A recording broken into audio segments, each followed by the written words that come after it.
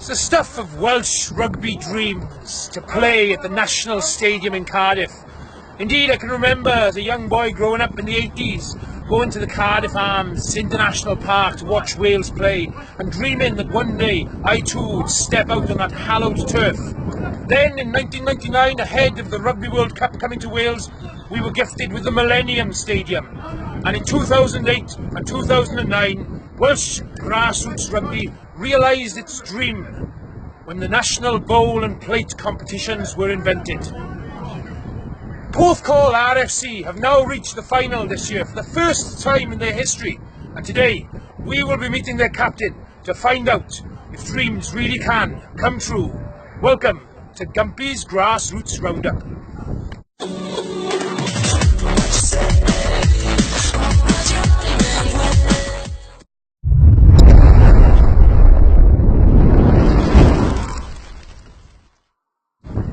Coming now to the business end of the season, and this week's first full match report comes from Division 1 North, where Cardiff hosted Colwyn Bay in very much a relegation dogfight.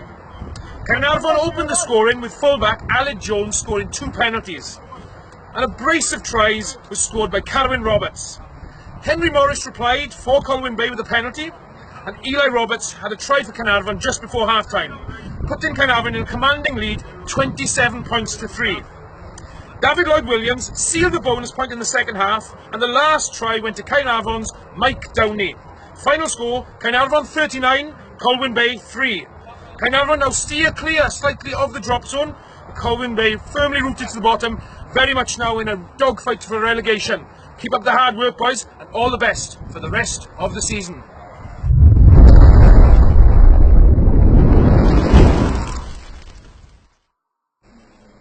Well, what a momentous and historic occasion it's going to be for Porthcawl RFC, and I'm glad to be joined here today by Club Secretary Mr Nick Thomas and Club Captain Mr Richard Hnyda. Thanks for joining us on the vlog, gents. Oh, thank you. Fantastic. If I can aim the first question then at you, Nick.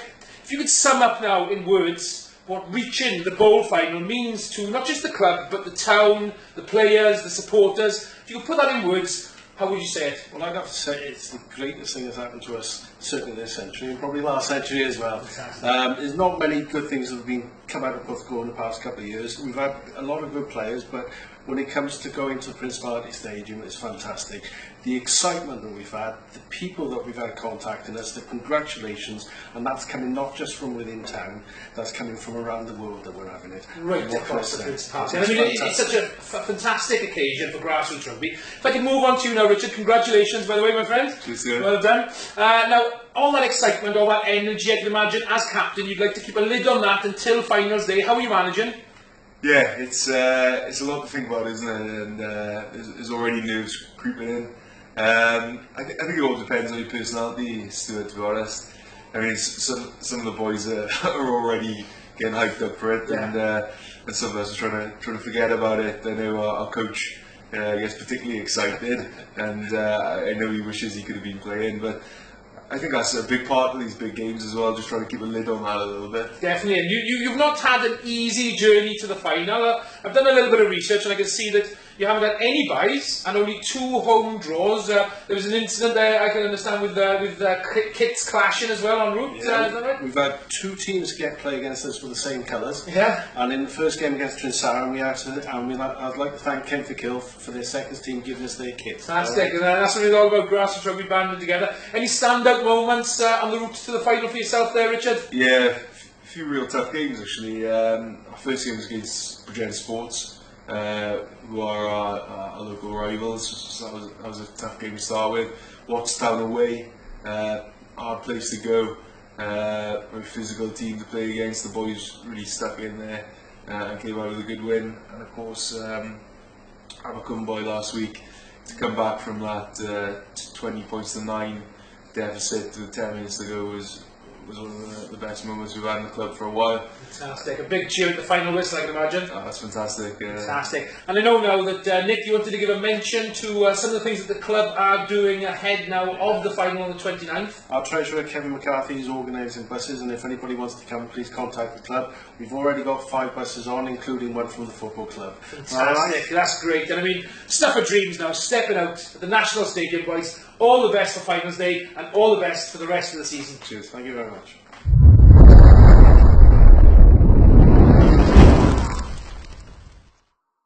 This week's second match report comes from Division 2 West, where again we see two sides try to fight it out in a relegation battle.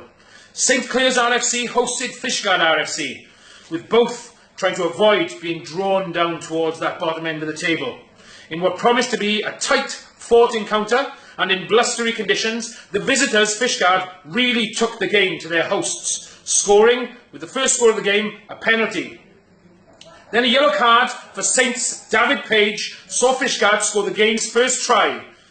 However, returning back to 15, the Saints took full advantage with a try from fullback Adam Phillips, which he duly converted, with the half-time score 7-8 to the visitors. Now, returning from long-term injury, saw the home side hooker Matt Dunn score the crucial first try of the second half. And then it looked like the floodgates were due to open thereafter, as Saints captain Matthew Lewis touched down in the corner. However, a further yellow card for Matthew Dance saw Fishguard fight themselves back into the game. The home defence stood resolute and the final score was 17-8, pulling St Clears now away from that bottom end of the table. The future certainly does look bright there at Saints as well, with their under-7s playing 2 games this weekend. First of all, on Saturday, they are the half-time entertainment at Parker Scarlets, where in the Pro 14, Scarlets host Glasgow. And then on Sunday, they play again against T-Cross. Keep up the good work now, lads, and all the best for the rest of the season.